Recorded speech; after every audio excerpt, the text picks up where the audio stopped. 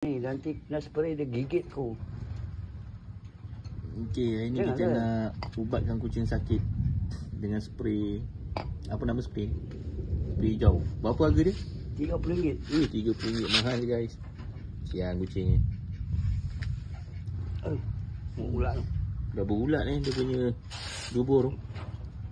Kita spray bagi dia matikan ulat. Sian si miau ni. Oh, tu dia ulat jatuh. Jatuh ulat, nampak tak? Oh sian.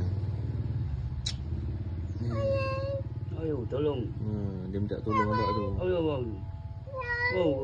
Yalah kesian. Oh. Ni je lah yang mampu kita tolong.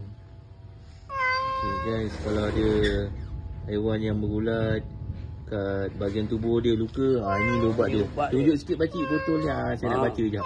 Nama dia Zosamax Aerosol.